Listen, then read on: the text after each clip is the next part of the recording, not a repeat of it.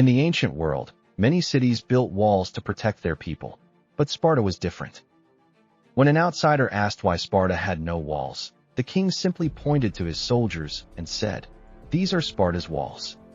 But these walls weren't built with stone, they were forged in blood, starting from the very first breath a child took. The journey to becoming a god of war began at the Council of Elders. Every newborn Spartan was brought before these judges. They weren't looking for beauty, they were looking for strength. If a baby was deemed weak or sickly, it was cast into the apothetai, a dark chasm at the foot of Mount Taygetos. In Sparta, there was no room for the weak. Survival was the only law. For the boys who survived this first test, a brief 7 years of peace followed. But on their 7th birthday, the peace ended forever. They were taken from their mothers, stripped of their names, and thrown into the Agoge. The factory of war was now open. The Agoge was not a school. It was a 13-year-old nightmare designed to break the human spirit and rebuild it into a weapon. From day one, the boys were stripped of their clothes and given a single cloak to wear for the entire year, regardless of the blistering summer heat or the freezing mountain winters.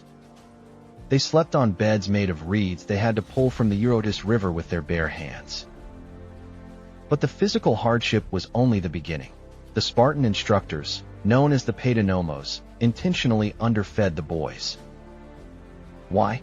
Not because Sparta was poor, but to force the boys to steal. To survive, a young Spartan had to become a shadow.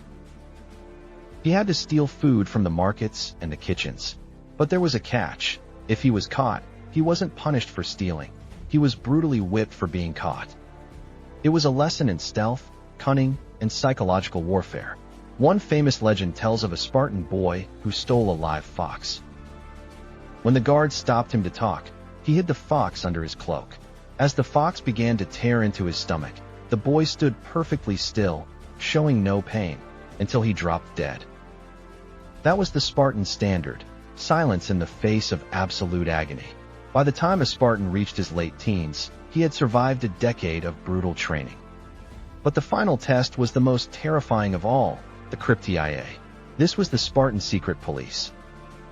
The most promising young men were sent out into the countryside with nothing but a small knife and a few supplies.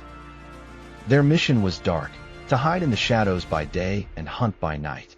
Their targets were the Helots, the enslaved population that outnumbered the Spartans. The Crypteia was designed to keep the Helots in a state of constant terror, but for the young Spartan, it was his first taste of real blood. He had to kill without being seen. He had to be a ghost. This was the transition from a student of war to a master of death. If he returned alive, he was no longer a boy. He was a Spartiate, a peer, a full citizen, and a member of the most elite infantry the world had ever seen. He was now ready to stand in the phalanx, where his life depended on the shield of the man next to him. The ultimate goal of the Agoge was the phalanx. In this wall of bronze and muscle, individuality died, and the collective was born. The Spartan didn't fight for glory. He fought for the man to his left and the man to his right. This discipline is what allowed 300 men to hold off 1,000,000 at Thermopylae. It is what made the red cloak the most feared sight in the Mediterranean. But the Agoge left a deeper mark on history than just battle victories. It taught us about the limits of human endurance. It showed us what happens when a society prioritizes discipline above all else. Today we see shadows of the Agoge in elite special forces like the Navy SEALs or the SAS. The methods have changed, but the core philosophy remains. To create a warrior, you must first destroy the man. Sparta eventually fell, as all empires do, but the legend of the Agoge lives on. It serves as a reminder that strength is not just physical, it is a mental fortress. As you look at the world today, ask yourself, could you survive a single day in the Agoge?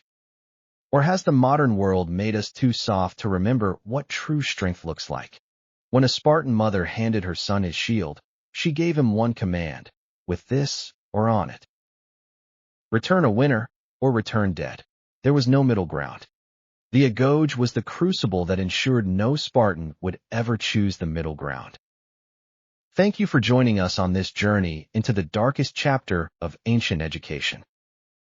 If you found this story powerful, hit the like button and share your thoughts in the comments. Is the Spartan way of discipline lost forever, or do we still need it today? Don't forget to subscribe as we continue to explore the warriors and legends that shaped our world. Until next time, stay strong.